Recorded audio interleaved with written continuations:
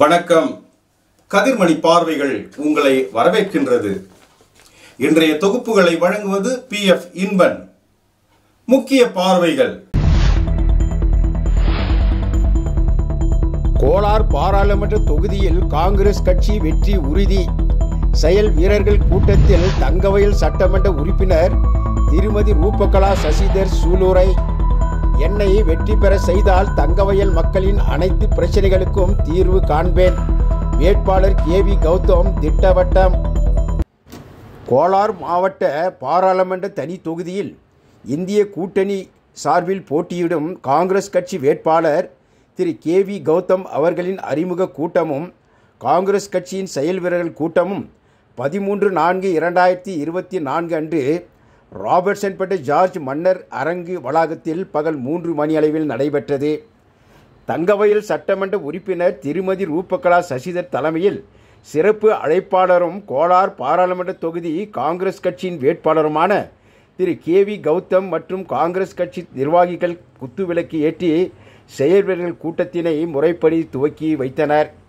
கர்நாடக மாநில காங்கிரஸ் கட்சி பொதுச் செயலாளர்களில் ஒருவரான திரு GS கார்த்திக், மாவட்ட தலைவர், தங்கவயல் நகரம் மற்றும் கிராமப்புற பகுதிகளின் காங்கிரஸ் கட்சி தலைவர்கள், நகரமன்ற முன்னாள் தலைவர்கள், முன்னாள் நகர அபிவிருத்தி குழும தலைவர்கள், நகரமன்ற முன்னாள் உறுப்பினர்கள் கலந்து கொண்ட இந்த நிகழ்ச்சியின் தங்கவயல் சட்டமன்ற உறுப்பினர் திருமதி ரூபகலா சசிதர் மற்றும் கோலார் பாராளுமன்ற தனி தொகுதியின் காங்கிரஸ் கட்சி வேட்பாளர் திரு KV கௌதம் ஆகியோரின் சிறப்பு சொற்பொழிவின் செய்தி தொகுப்பு உங்கள் பார்வைக்கு.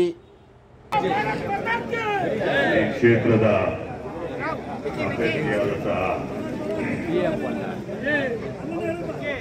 ಗೌತಮ್ ಅವರವರೇ, ಶಾಸಕಿಯಾದಂಥ ರೂಪಾಶಿರವರೇ, ನಮ್ಮ DCC ಬ್ಯಾಂಕಿನ ಅಧ್ಯಕ್ಷರಾದಂಥ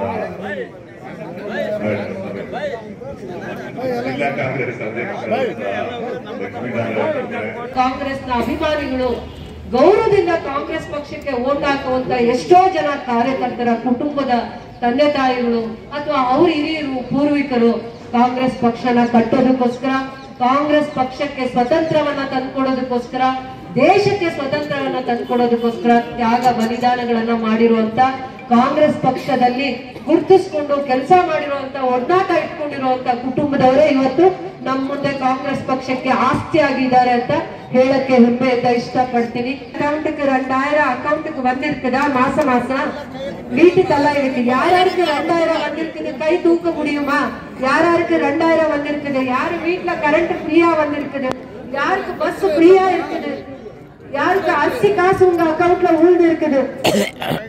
உங்க அக்கவுண்ட் அரிசி காசு 2000 உங்க அக்கவுண்ட்க்கு கரண்ட் ஃப்ரீ. யாருன்னா 50 வருஷமா ஒரு வீட்டு தலைவருக்கு கஷ்டம் என்ன இருக்குது? உங்க கஷ்ட நஷ்டத்துக்கு ஒரே ஒரு கவர்மெண்ட் ப்ரோக்ராம் உங்க வீடு தேடி வந்திருக்குதுமா. ஒரே ஒரு government program, state government, central government program உங்க வீடு தேடி வந்திருக்குதா?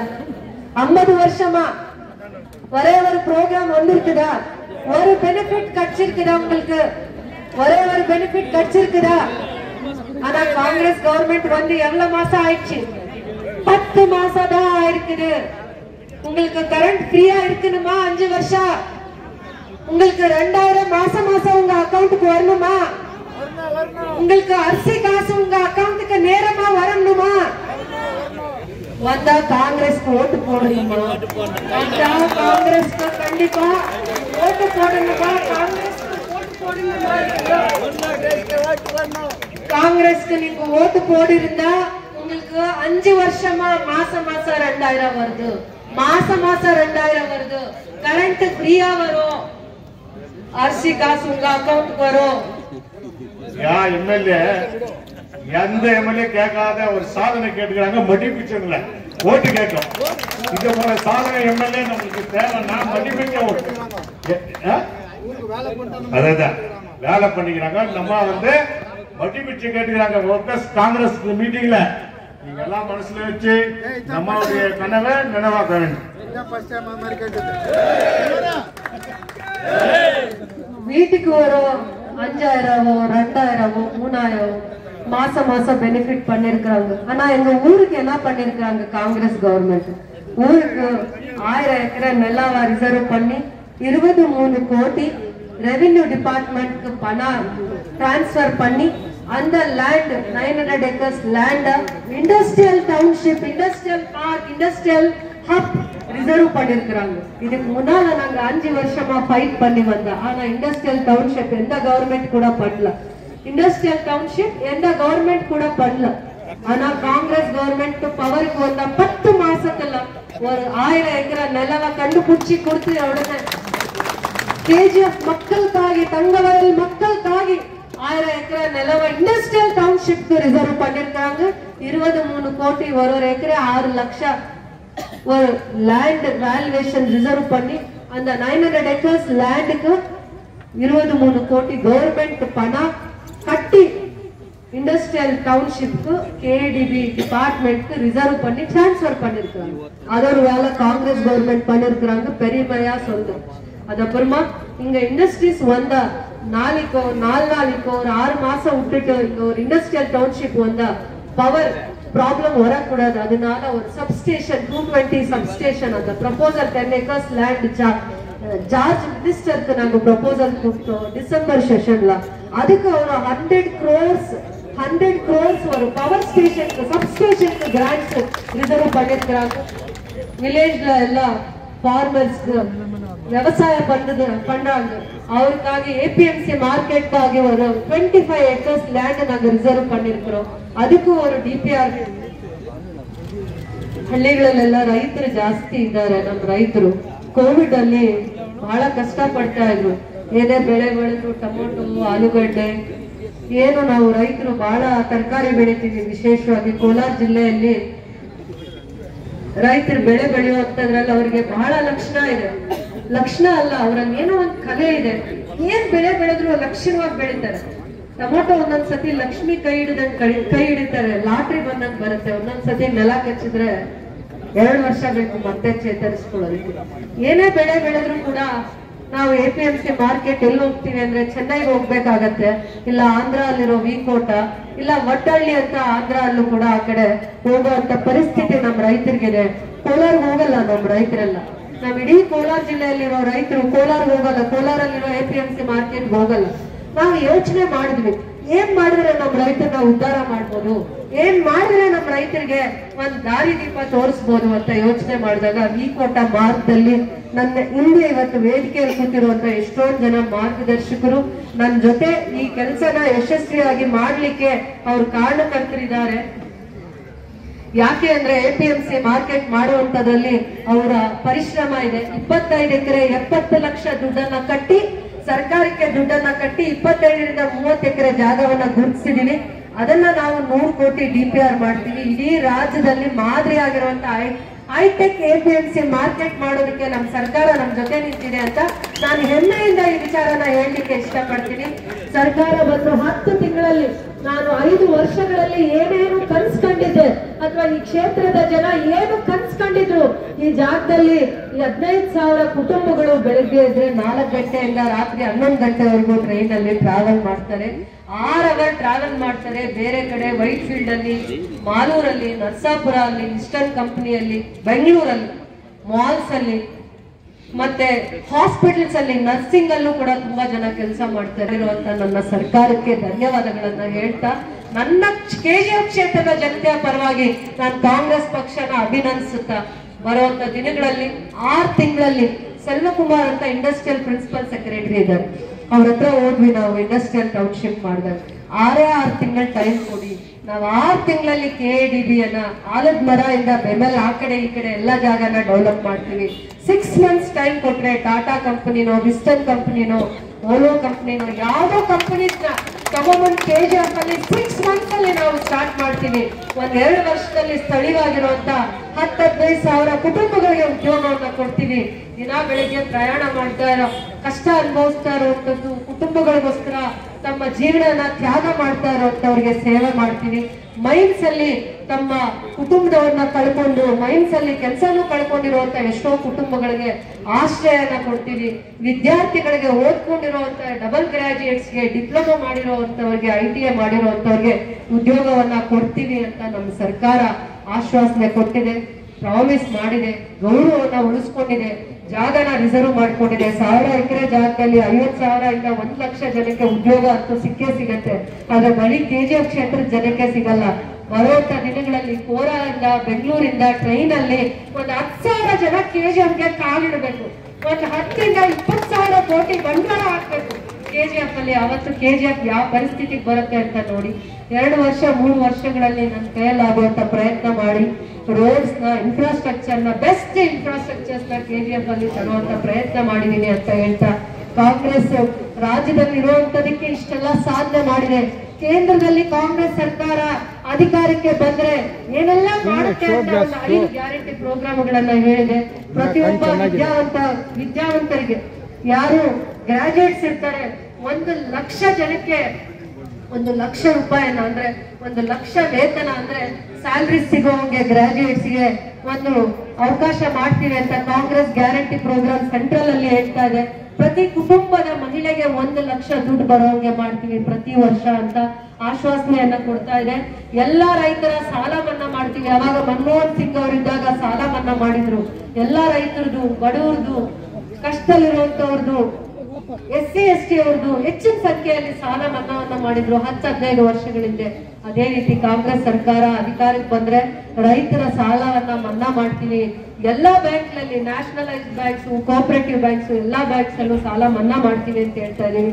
ನರೇಗಾದಲ್ಲಿ ಇವತ್ತು 250 ರೂಪಾಯಿ ಅಷ್ಟೇ ನಮಗೆ ನರೇಗಾ ಅಲ್ಲಿ ದಿನಗೂಲಿ ಇರೋದು 250 ಇದೆ. ಕಾಂಗ್ರೆಸ್ ಸರ್ಕಾರ ಅಧಿಕಾರಕ್ಕೆ ಬಂದ್ರೆ ಪ್ರತಿದಿನ ನಿಮ್ಗೆ ಕೂಲಿ 400 ರೂಪಾಯಿ ಸಿಗುವಂತೆ ಮಾಡ್ತೀವಿ ಅನ್ನುವಂತ ಒಂದು ಒಳ್ಳೆಯ ಆಲೋಚನೆಯನ್ನ ಮತ್ತೆ ಗ್ಯಾರಂಟಿ ಪ್ರೋಗ್ರಾಮ್ಸ್ ಹೇಗೆ ಕಾಂಗ್ರೆಸ್ ಸರ್ಕಾರ ಇದ್ದೀನಿ.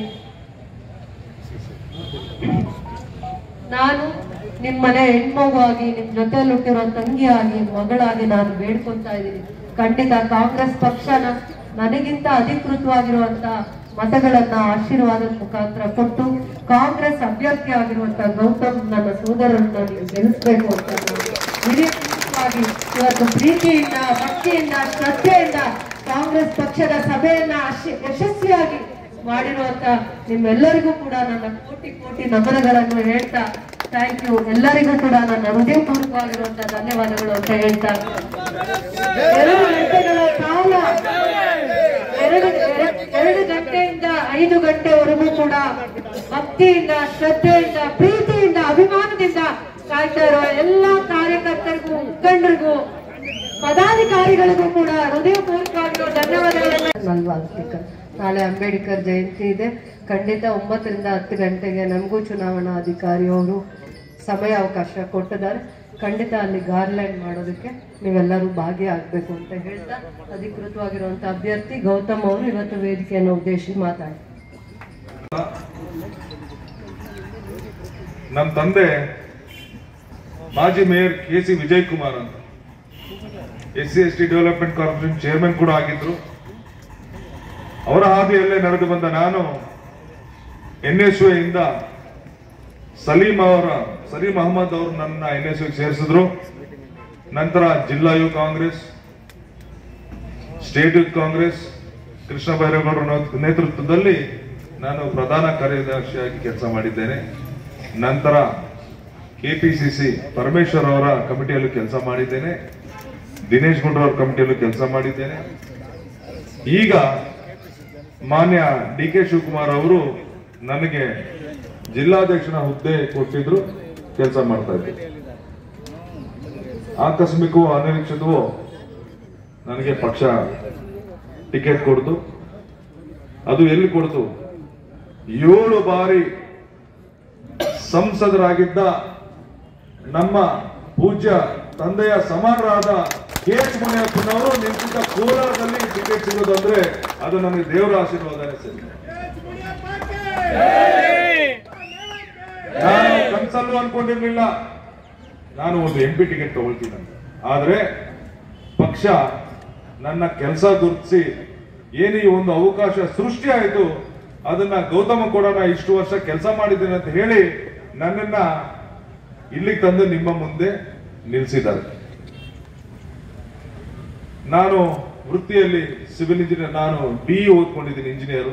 ನನ್ನ ಹೆಂಡತಿ ಡೆಂಟಿಸ್ಟ್, ಡಾಕ್ಟರ್. ಅವಳು ಮಗ ಇಂಜಿನಿಯರಿಂಗ್ ಮಾಡ್ತವನೆ, ಮಗಳು ಸೆಕೆಂಡ್ PUC ಕಾಮರ್ಸ್ ತಗೊಂಡಿದ್ದಾರೆ ಕ್ರೈಸ್ಟ್ ಕಾಲೇಜಲ್ಲಿ. ಇದು ನನ್ನ ಪರಿಚಯ, ನಿಮಗೆಲ್ಲ ತಿಳಿದಿರ್ಲಿ ಅಂತ.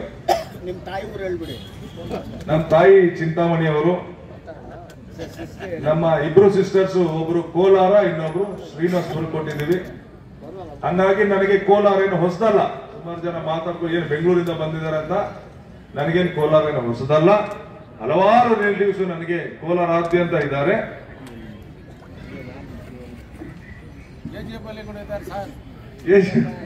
KGF ಅಲ್ಲೂ ಬಹಳ ಜನ ಇದ್ದಾರೆ. ಇಲ್ಲೇ ಸುಮಾರು ಜನ ಕೂತಿದ್ದಾರೆ. KGF ಅಲ್ಲಿರೋರೆಲ್ಲ ಇಲ್ಲೇ ಕೂತಿದ್ದಾರೆ. ಮೇಲಾಗಿದ್ದಕ್ಕಿಂತ ಮೇಲೆ ನನ್ನ ಕಾಂಗ್ರೆಸ್ನ ಅಣ್ಣ ತಮ್ಮಂದಿರು ಒಂದು ದೊಡ್ಡ ಪಡೆನೇ ಇಲ್ಲಿದೆ. ನನಗೋಸ್ಕರ, ಈ ಪಕ್ಷಕ್ಕೋಸ್ಕರ ಪ್ರಾಣ ಕೊಡುವಂತ ಇಲ್ಲಿ ಕಾಂಗ್ರೆಸ್ ಪಡೆ ಇದೆ. ಏನು ಇತಿಹಾಸ ಸೃಷ್ಟಿ ಮಾಡಿದ್ರೆ ನೀವು.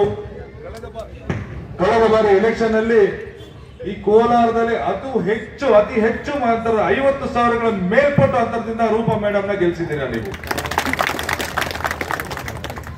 ನೀವು ಕೊಟ್ಟ ಜನಮನ್ನಣೆ AICC ಮಟ್ಟದಲ್ಲಿ ಚರ್ಚೆ ಆಗಿದೆ. ಅಂತ ದೃಢವಾದ ಸಂಕಲ್ಪ ಹೊಂದಿರುವ ಕಾಂಗ್ರೆಸ್ ಕಾರ್ಯಕರ್ತರು ಈ KGF ನಲ್ಲಿದ್ದಾರೆ. ಬಂಧುಗಳೇ, ಈಗ ಮತ್ತೊಮ್ಮೆ ಚುನಾವಣೆ ಬಂದಿದೆ. ಏನು 10 ವರ್ಷದಲ್ಲಿ ಈ ದೇಶ ಯಾವತ್ತು ಈ 70 ವರ್ಷಗಳಲ್ಲಿ ನೋಡಿರದಂತಹ ಅನ್ಯಾಯಗಳನ್ನು ನೋಡ್ತು ಈ 10 ವರ್ಷದಲ್ಲಿ ಎಲ್ಲಾ ಕಷ್ಟ ಕಾರ್ಪಣ್ಯಗಳು ಒಂದೇ ಸತಿ ನೋಡ್ಬಿಟ್ಟಿದ್ವಿ. ಏನು ಬರ್ತಾ ಇವ್ರು ಏನ್ ಹೇಳ್ಕೊಂಡ್ ಬಂದ್ರು, 10 ಕೋಟಿ, ಎಷ್ಟು 2 ಕೋಟಿ ಉದ್ಯೋಗ ಕೊಡ್ತೀವಿ ಅಂದ್ರು ವರ್ಷಕ್ಕೆ. ಈಗಾಗಲೇ 20 ಕೋಟಿ ಉದ್ಯೋಗ ಸೃಷ್ಟಿ ಆಗ್ಬೇಕಾಗಿತ್ತು. 20 ಕೋಟಿ ಉದ್ಯೋಗ ಕಳ್ಕೊಂಡಿದ್ದಾರೆ ಜನರು. ಏನು ಮಹಿಳೆಯರಿಗೆ ರಕ್ಷಣೆ ಇಲ್ಲ, ರೈತರಿಗೆ ರಕ್ಷಣೆ ಇಲ್ಲ. ಕೆಲಸ ಕೇಳ್ಕೊಂಡು ಹೋದ ಸ್ಟೂಡೆಂಟ್ಸ್ ಮೇಲೆ ಗೋಲಿಬಾರ್ ನಡೆಯುತ್ತೆ. ಮಿನಿಮಮ್ ಸಪೋರ್ಟ್ ಪ್ರೈಸ್ ಕೊಡಿ ಅಂತ ಕೇಳ್ಕೊಂಡಾಗ ರೈತರ ಮೇಲೆ ಜೀಪ್ಗಳು ಹಚ್ಚಿಕೊಳ್ತಾರೆ. ಅವರು ಬರಬಾರದು ಒಳಗಡೆ, ಡೆಲ್ಲಿ ಒಳಗಡೆ ಅಂತ ಹೇಳಿ ಏನ್ ಇಂಡಿಯಾ ಪಾಕಿಸ್ತಾನ ಮಧ್ಯದಲ್ಲಿ ಏನ್ ಬ್ಯಾರಿಕೇಡ್ಸ್ ಹಾಕಿದ್ದಾರೆ, ಮುಳ್ಳು ಬೇಲಿ ಆ ತರ ಹಾಕಿದ್ದಾರೆ. ಇದು ಪ್ರಜಾಪ್ರಭುತ್ವ ವ್ಯವಸ್ಥೆ ಅನ್ನೋದು. ಏನು ನ್ಯಾಯ ಕೇಳೋದೇ ತಪ್ಪ? ಇಂಥ ವ್ಯವಸ್ಥೆ ಈ ದೇಶದಲ್ಲಿದೆ. ನೀವು ಹೆಣ್ಣು ಮಕ್ಕಳ ಮೇಲೆ ಯಾವ ರೀತಿ ದೌರ್ಜನ್ಯ ನಡೀತಾ ಅಂತ ನೋಡ್ತಾನೆ, ದಿನಾ ಪೇಪರ್ ಅಲ್ಲಿ ಓದ್ತಾ ಇದ್ದೀರಾ. ಆ ಮಣಿಪುರದಲ್ಲಿ ಎಷ್ಟು ದೌರ್ಜನ್ಯ ನಡೀತು, ಇದುವರೆಗೂ ಅದರ ಬಗ್ಗೆ ಕೇಂದ್ರ ಸರ್ಕಾರ ಒಂದು ಮಾತು ಕೂಡ ಇನ್ನೂ ಮಾತಾಡಿಲ್ಲ. ಬರೀ ದುಡ್ಡು ಮಾಡೋದು, ಶ್ರೀಮಂತರನ್ನ ಮಾಡೋದು, ಬಡವ್ರನ್ನ ಹಂಗೆ ಇಡೋದು. ಬಡವರು ಕೆಲಸ ಕೇಳ್ಕೊಂಡೋದ್ರೆ ಹೇಳಿದ್ರು ನಮ್ಮ ಕಾರ್ಯಕರ್ತರು, ಪಕೋಡ ಮಾರಿ ಅಂತಾರೆ. ಅವ್ರಿಗೆ ಯಾವುದೇ ಕಾಳಜಿ ಇಲ್ಲ, ಬಡವರ ಬಗ್ಗೆ ಯಾವುದೇ ಪ್ರೋಗ್ರಾಮ್ಸ್ ಇಲ್ಲ. ಅವರ ಪ್ರೋಗ್ರಾಮ್ಸ್ ಏನಿದ್ರು ಕೂಡ ಶ್ರೀಮಂತರ ಜೋಬಿಗೆ ದುಡ್ಡು ಹಾಕೋದು. ಕರೋನಾ ಅಂತ ಸಂದರ್ಭದಲ್ಲಿ ಎಷ್ಟೋ ಕುಟುಂಬಗಳು ಮಕ್ಕಳನ್ನ ಕಳ್ಕೊಂಡ್ರು, ತಾಯಿನ ಕಳ್ಕೊಂಡ್ರು, ತಂದೆನ ಕಳ್ಕೊಂಡ್ರು, ಸಹೋದರನ ಕಳ್ಕೊಂಡ್ರು. ಇವರು ಕರೋನಾ ಸಮಯದಲ್ಲಿ 28,000 ಕೋಟಿ ಹಗರಣ ಮಾಡ್ತಾರೆ. ನಮ್ಗೆ ಮಾಸ್ಕ್ ಇಲ್ಲ, ಸಿಲಿಂಡರ್ ಇಲ್ಲ, ಆಕ್ಸಿಜನ್ ಇಲ್ಲ, ಜನ ಬೀದಿ ಬೀದಿಯಲ್ಲಿ ಸಾಯ್ತಾರೆ. ಅಂತ ಸಂದರ್ಭದಲ್ಲೂ ಕೂಡ ಇವರು ದುಡ್ಡು ಮಾಡ್ತಾರೆ. ಏನ್ ಹೇಳಿದ್ರು ಅವರು? ಕಾಂಗ್ರೆಸ್ ಅವ್ರ ಮೇಲೆ ಗುಂಬೆ ಕೂಡಿಸಿ ಬಹಳ ವರ್ಷಗಳಿಂದ ಕಾಂಗ್ರೆಸ್ ಅವರು ಲೂಟಿ ಹೊಡೆದ್ಬಿಟ್ಟಿದ್ದಾರೆ. ಎಲ್ಲ ಸ್ವಿಸ್ ಬ್ಯಾಂಕ್ ಅಲ್ಲಿ ಲಕ್ಷಾಂತರ ಕೋಟಿ ಇದೆ, ನಾನು ಅಧಿಕಾರಕ್ಕೆ ಬಂದ್ರೆ ಅದನ್ನೆಲ್ಲ ತಗೊಂಡ್ಬಂದು ನಿಮಗೆ 15 ಲಕ್ಷ ಅಕೌಂಟ್ ಹಾಕ್ತೀನಿ ಅಂತ ಹೇಳಿದ್ರು. ಅದನ್ನ ನಂಬ್ಕೊಂಡು ಸುಮಾರು ಜನ ಅಕೌಂಟ್ ಕೂಡ ತೆಗೆದು ಬಿಟ್ರು. ಆದ್ರೆ 100 ದಿನದಲ್ಲಿ ಕಪ್ಪೋಣ ತರ್ತೀವಿ ಅಂತಂದವರು 100 ದಿನ ಆದ್ರೂ ಬರ್ಲಿಲ್ಲ, 2 ವರ್ಷ ಆದ್ರೂ ಬರ್ಲಿಲ್ಲ. ಕೋರ್ಟ್ ಹೋಗಿ ಕೆಲವು ಜನ ಎಲ್ಲಪ್ಪ ನಮ್ಗೆ ಏನು 10 ಬ್ಲಾಕ್ ಮನಿ ತಂದು 15 ಲಕ್ಷ ನಾನು ಹಾಕ್ತೀನಿ ಅಂತ ಹೇಳಿದ್ಯಲ್ಲ, ಎಲ್ಲಿ ಅಂತ ಕೇಳಿದಾಗ ಸುಪ್ರೀಂ ಕೋರ್ಟ್ ಸೆಂಟ್ರಲ್ ಗೌರ್ಮೆಂಟ್ ಕೇಳಿದಾಗ ಯಾವ ಬ್ಲಾಕ್ ಮನಿನೂ ಇಲ್ಲ ಅಂತ ಅಂದ್ಬಿಟ್ರು. ಅಂದ್ರೆ ಕಾಂಗ್ರೆಸ್ ಮೇಲೆ ಗುಬೆ ಕೂರಿಸಿ ಕಾಂಗ್ರೆಸ್ ಕಳ್ಳರು ಅಂತ ಹೇಳಿ ವೋಟ್ ಹಾಕ್ಸ್ಕೊಂಡು ಜನಗಳನ್ನ ಯಾಮಾರಿಸಿದ್ರು. ಇದೆಲ್ಲರಿಗೂ ಈಗ ಜನಗಳಿಗೆ ಗೊತ್ತಾಗಿದೆ. ಏನೇನೋ ಊರುಗಳು ಎಲ್ಲ ಅಲ್ಲಲ್ಲೇ ಸ್ಟಕ್ ಆಗ್ಬಿಟ್ರು. ದುಡ್ಡಿಲ್ಲದೆ ವಾಪಸ್ ಬರಕ್ಕೆ ನಾವು ಬಸ್ಗೆ 500 ರೂಪಾಯಿ ಕೊಡ್ತೀವಿ ಅಂದ್ರೆ ಯಾರು ತಗೊಳ್ತಾ ಇಲ್ಲ. ಸುಮಾರು ಜನ ಎಷ್ಟೋ ಮದುವೆಗಳು ನಿಂತೋದ್ವಿ. ಒಂದಲ್ಲ ಎರಡಲ್ಲ ಇವ್ರು ಮಾಡ್ರು. ಹೇಳ್ತಾ ಹೋದ್ರೆ ಇನ್ನು 2 ದಿನ ಬೇಕು, ಸಮಯದ ಅಭಾವ ಇದೆ. ಈ ನಡುವೆ ಸುಪ್ರೀಂ ಕೋರ್ಟ್ ಹೇಳ್ತು, ಏನ್ ಎಲೆಕ್ಟ್ರಲ್ ಬಾಂಡ್ಸ್ ನೀವು ಕಲೆಕ್ಟ್ ಮಾಡಿದಾರ ಅದು ತಪ್ಪು ಅಂತ. ಯಾವ ರೀತಿ ಎಲೆಕ್ಟ್ರಲ್ ಬಾಂಡ್ಸ್ ಇವ್ರು ಕಲೆಕ್ಟ್ ಮಾಡ್ಬೋದು? ಹೆದರಿಸಿ ಇವ್ರೇನು ದುಡ್ಡು ಕೇಳ್ತಾರೆ ಕೊಡದೆ ಹೋದ್ರೆ income tax raid, enforcement direct ED raid, ಇಲ್ಲ ಸಿಬಿಐ ಎಲ್ಲಾ ರೀತಿ ಪ್ರಯಾಣ ಮಾಡಿ ಒಂದಲ್ಲ ಎರಡಲ್ಲ 3 ಸತಿ ಕಳಿಸಿದ್ದಾರೆ. ಪಾಪ ಈ ರೀತಿ ಕಲೆಕ್ಟ್ ಮಾಡಿದ್ದಾರೆ. 6,000 ಕೋಟಿ ಹಗರಣ ಮಾಡಿದ್ದಾರೆ. ಇದೆಲ್ಲ ಆಚೆ ನಮ್ಮ ಸರ್ಕಾರ ಬಂದ್ರೆ ಅಥವಾ ಬಿಜೆಪಿ ಸರ್ಕಾರ ಹೋದ್ರೆ ಇವರೆಲ್ಲ ಜೈಲಿಗೆ ಹೋಗೋದಂತೂ ಗ್ಯಾರಂಟಿ. ಇದನ್ನ ಸಾವಿರ ಮಾಡಿದ್ರು, ಪೆಟ್ರೋಲ್ ಜಾಸ್ತಿ ಮಾಡಿದ್ರು, ಡೀಸೆಲ್ ಜಾಸ್ತಿ ಮಾಡಿದ್ರು, ಎಲ್ಲಾ ಬೆಲೆಗಳು ಜಾಸ್ತಿ ಮಾಡಿದ್ರು. ನಾವು ಪಾಪ ಒಂದು 10,000 15,000 ದುಡಿತಾರಂತ ಕುಟುಂಬಗಳು ಎಲ್ಲಾ ಬೆಲೆ ಏರಿಕೆಗೆ ಹೋಗ್ತಾ ಇದ್ರೆ ಏನು ಉಳಿಸ್ಕೊಳಕ್ ಆಗ್ತಾ ಇಲ್ಲ. ಸ್ವಲ್ಪ ಆದ್ರೂ ಉಳಿತಾಯ ಮಾಡ್ಲಿ ಅಂತ ಹೇಳಿ ನಿಮ್ಮ ಕುಟುಂಬಗಳಿಗೆ ಒಂದು 5,000 ರೂಪಾಯಿ ತಲುಪಲಿ ಅಂತ ಹೇಳಿ ಗೃಹಿಣಿಗೆ ಒಂದು 2,000, ಕರೆಂಟ್ ಇಂದ ಒಂದು 1,500 ರೂಪಾಯಿ ಉಳಿಲಿ, ಬಸ್ ಫ್ರೀ ಆಗ್ಲಿ, ಅಕ್ಕಿ ಅಂತ ಕೊಟ್ರು. ಮಕ್ಕಳು ಡಿಗ್ರಿ ಓದಿರ್ತಾರೆ, ಕೆಲಸ ಇಲ್ಲ ಅವ್ರಿಗೆ, ಕೇಂದ್ರ ಸರ್ಕಾರದಿಂದ ಕೆಲಸ ಇಲ್ಲ, ಇವರ ನೀತಿಗಳಿಂದ ಎಲ್ಲ ಫ್ಯಾಕ್ಟರೀಸ್ ಮುಚ್ಚೋಗಿದೆ, ಕೆಲಸ ಹುಡ್ಕೊಂಡು ಹೋಗ್ಬೇಕು ಅವರು, ದುಡ್ಡಿಲ್ಲ. அவன் போய் அப்பா கிட்ட எவ்வளவு மாட்ட கேட்கறான் காசு. அப்பா நான் எனக்கு காசு கொடு, நான் போயிட்டு வேலை தேடி நான் வேலை எடுத்துன்னு வரேன். அவனுக்கு ஒரு மாசம் கேட்கிறான், 2 மாசம் கேட்கிறான், வேலையை கிடைக்கலையே, என்ன செய்யறது? அதுக்கு காங்கிரஸ் யோசிச்சாங்க என்ன பண்ண முடியும். அப்பா கிட்ட கேட்காதப்பா, நானே உனக்கு 3,000 ரூபாய் தரேன், நீ ஒரு வருஷம் 2 வருஷம் டைம் எடுத்துக்கோ, வேலை தேடி ಬೇರೆ ವಾಯ್ಕೋ ಅಂತ ಹೇಳಿ 3,000 ರೂಪಾಯಿ ಕೊಡ. ಇದು ತಪ್ಪಾ? ಇದು ಕೊಡ್ತಾ நீங்க ಜನಗಳೆಲ್ಲ ಸೋಂಬೇರಿ பண்றீங்க, டாக்ஸ் எல்லாம் நீங்க ಜಾಸ್ತಿ பண்ணிட்டு இவங்களுக்கு ஃப்ரீயா கொடுக்குறீங்க. ஒண்ணும் தப்பில்லையே அதுல. ಏನ್ ಹೆಲ್ಪ್ ಮಾಡೋದು ತಪ್ಪಾ? ಬಂಧುಗಳೇ, ಇನ್ನೊಂದು ವಿಚಾರ, ಈಗ ಕೇಂದ್ರ ಸರ್ಕಾರದಲ್ಲಿ ನಮ್ಮ ಕಾಂಗ್ರೆಸ್ ಆಡಳಿತ ಬಂದ್ರೆ ನಾವು ಹೆಣ್ಮಕ್ಳಿಗೆ ಈಗ ಏನ್ 2,000 ರೂಪಾಯಿ ಕೊಡ್ತಾ ಇದೀವಿ, ಅದ್ರ ಜೊತೆಗೆ ಇನ್ನೂ 8,000 ರೂಪಾಯಿ ಕೊಡ್ತೀವಿ ಅಂತ ಹೇಳಿ ಈಗಾಗಲೇ ರಾಹುಲ್ ಗಾಂಧಿ ಅವರು, ಮಲ್ಲಿಕಾರ್ಜುನ್ ಖರ್ಗೆ ಅವರು ಘೋಷಣೆ ಮಾಡಿದ್ದಾರೆ. ನಮ್ಗೆ ಎಷ್ಟು ಉಪಯೋಗ ಆಗುತ್ತೆ, ನಾವೇನ್ ಸೋಂಬೇರಿಗಳಾಗಲ್ಲ, ಏನೋ ಸ್ವಲ್ಪ ಉಳಿಸ್ಕೊಳ್ತೀವಿ. 1 ವರ್ಷ ನಾವು 1 ಲಕ್ಷ ರೂಪಾಯಿ ಚೀಟಿ ಕಟ್ಟಬೇಕಂದ್ರೆ ಎಷ್ಟು ಕಷ್ಟ ಇದೆ. ಮನೇಲಿ ಉಳಿಸಿ ದುಡ್ಡು ಉಳಿಸಿ ಚೀಟಿ ಕಟ್ಟು 1 ಲಕ್ಷ, ಏನೋ ಒಂದು ಮದುವೆಗೋ, ಒಂದು ಗಾಡಿ ತಗೊಳಕೋ, ಒಂದು ಫ್ರಿಡ್ಜ್ ತಗೊಳಕೋ, ಟಿವಿ ತಗೊಳಕೋ ಯೂಸ್ ಆಗುತ್ತೆ. ನೀವೇನು ಕಷ್ಟಪಟ್ಟು ದುಡ್ಡು ಉಳಿಸಬೇಕಿಲ್ಲ, ಆ ದುಡ್ಡು ನಾವೇ ಕೊಡ್ತೀವಿ ಅಂತ ಹೇಳಿ ವರ್ಷಕ್ಕೆ 1 ಲಕ್ಷ ರೂಪಾಯಿ ACC ನಿಮ್ಗೆ ಕೊಡ್ತಾರೆ. ಕೇಂದ್ರ ಸರ್ಕಾರ ಅಧಿಕಾರಕ್ಕೆ ಬಂದ್ರೆ ಯಾವುದೇ ಕಾರಣಕ್ಕೂ ಮಿಸ್ ಆಗಬಾರದು.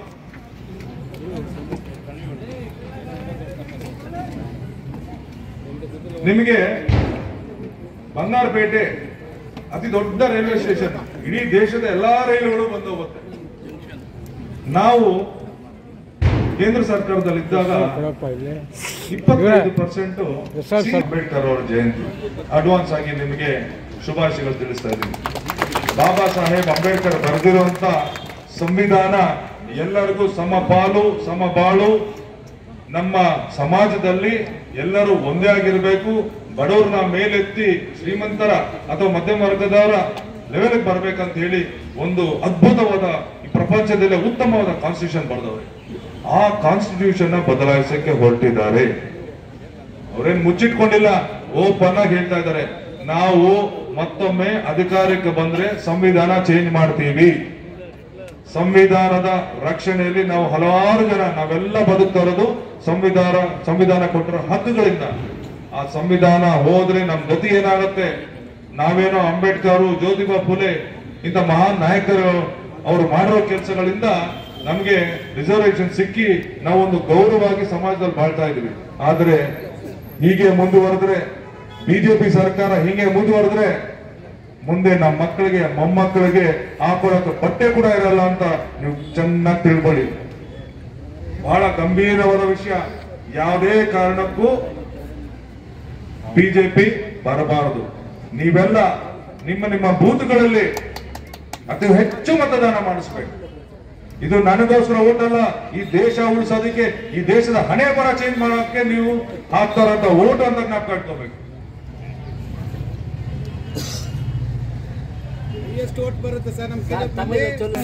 ಹೊಸ ವರ್ಷ, புது வருஷம் எல்லாருக்கும் புத்தாண்டு வாழ்த்துக்கள். நீங்கள்